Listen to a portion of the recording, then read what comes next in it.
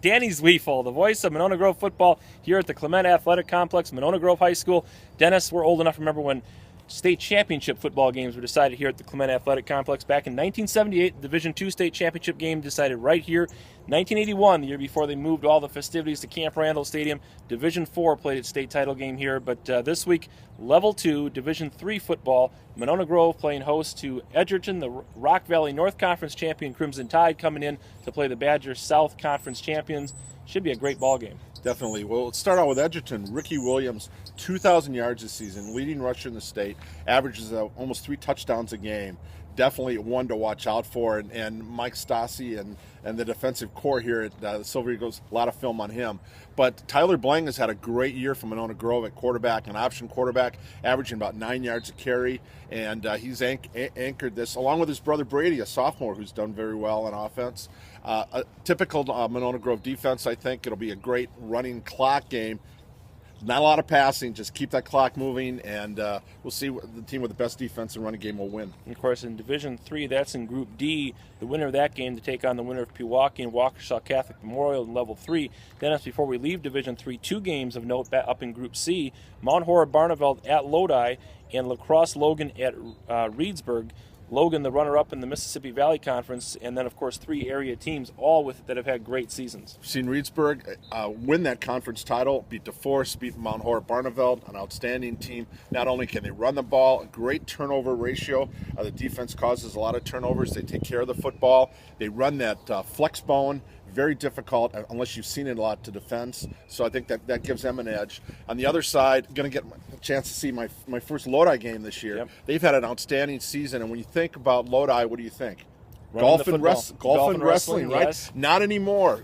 Basketball, state finals. Baseball won a state title. One of those players from that state baseball championship team, Fred Mankey, a mainstay on both sides of the ball for Lodi. They've had a great defense this year, and also Bolant, a very nice running back. Is this maybe a game that's more important for Lodi because they need to prove they can beat the Badgers Conference? Right, 2010 and 11 they were in Division III, and first year it was 1 and out, second year it was 2 games and out.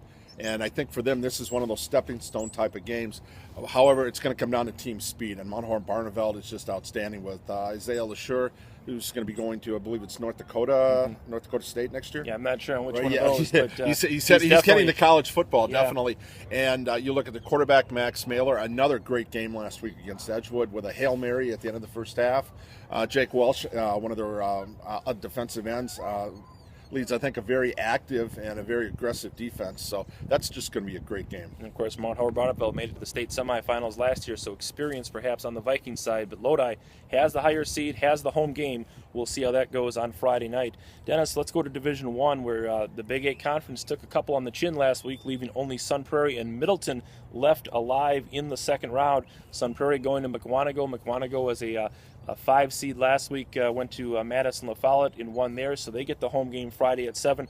And Middleton and Oconomowoc at Oconomowoc, the Cooney, the champions of the Little 10 Conference. Of course, we've talked about their high-octane ways. What is it going to take for at least one Big 8 team to make it to Level 3? Well, Sun Prairie went to the Division 1 finals last year, and this year it's been, what's wrong with Sun Prairie? They're just barely winning games.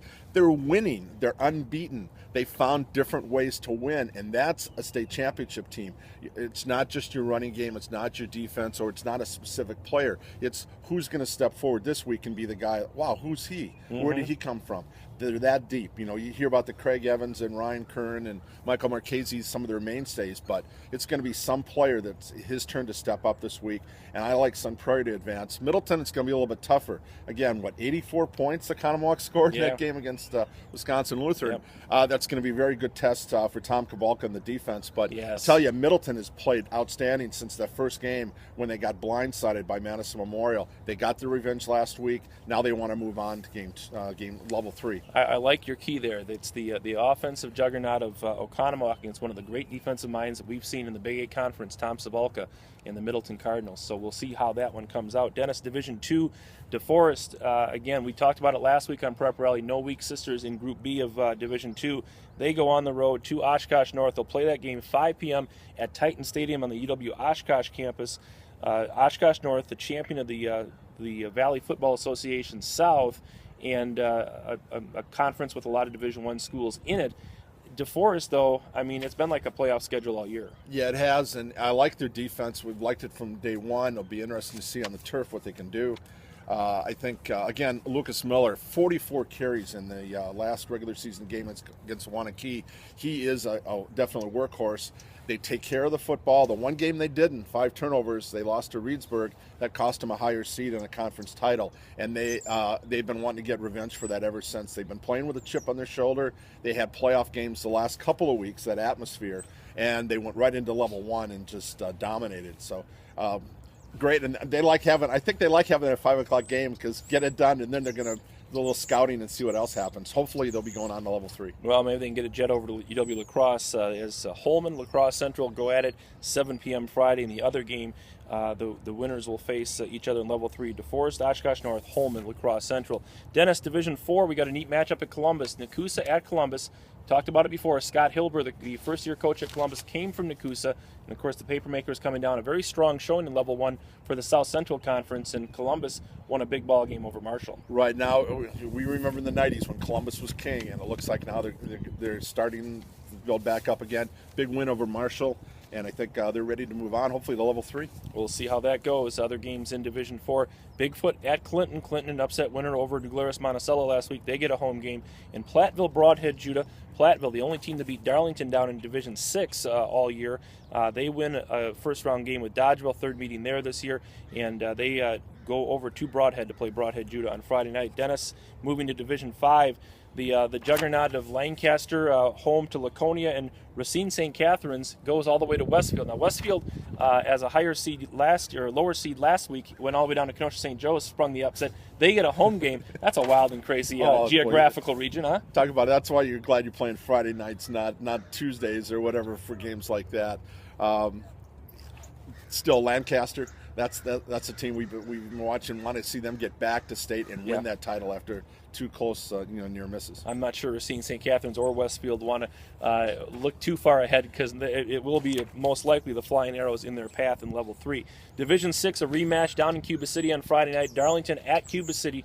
Cuba City went 3.5 hours to win a ball game in Level 1 at Whitehall, so they get the home game against Darlington. It's a Swall-heavy bracket. Iowa Grant at Brookwood in the other game over at Ontario, but Cuba City played Darlington as tough as anyone, and this might be the time that the Redbirds get picked off. Yeah, it's tough to beat a team twice. All the coaches will tell you that. Basketball, it's 3 times. Football, it's twice. And so if Cuba City can do it, it's not an upset. Deerfield at St. Mary's Springs in Fond du Lac on Saturday at 7. That game in Group D, the other Division 6 game involving area teams. Division 7, Dennis, hard to tell what's going to go on here. Blackhawk seems to have had its path paved. They knock off Belmont in convincing fashion last week. Now they are home to DeSoto. North Crawford at Potosi in the other game. Again, Blackhawk looks like prohibitive favorite. Other area teams still alive. Loyal at New Lisbon. And then the game we're interested in, Fall River, an unbeaten team, going down to Burlington Catholic Central. And how many times have we seen Catholic Central take on teams in Division 7 in the postseason with real gaudy records and make them look like 500 teams? I don't know if it can happen this week, but the history points toward the Hilltoppers. Talk about a David and Goliath game. Definitely there. You have to like Catholic Central, but take a look at the website. I made my picks all the way. My finalist, didn't pick scores, but finalist, Blackhawk Division 7. That's my team I'm watching, and that's basically because of what you've been saying all year long about their depth, and that's a team I can't wait to see play, so I hope they can make it to Camp Randall, but 1 week at a time. So most of these games, all but the Racine St. Catharines Westfield and the Deerfield St. Mary's Springs game, will be on Friday night. Those other 2 games will be Saturday at 7. And we'll have updates throughout the weekend on WisconsinPrepZone.com with our live blog. And, of course, coverage on WisconsinPrepZone.com and in the Wisconsin State Journal all weekend long. Couple that with some cross-country, the state meetup in Wisconsin Rapids. We've got state soccer in Milwaukee. We've got sectional finals in volleyball this weekend.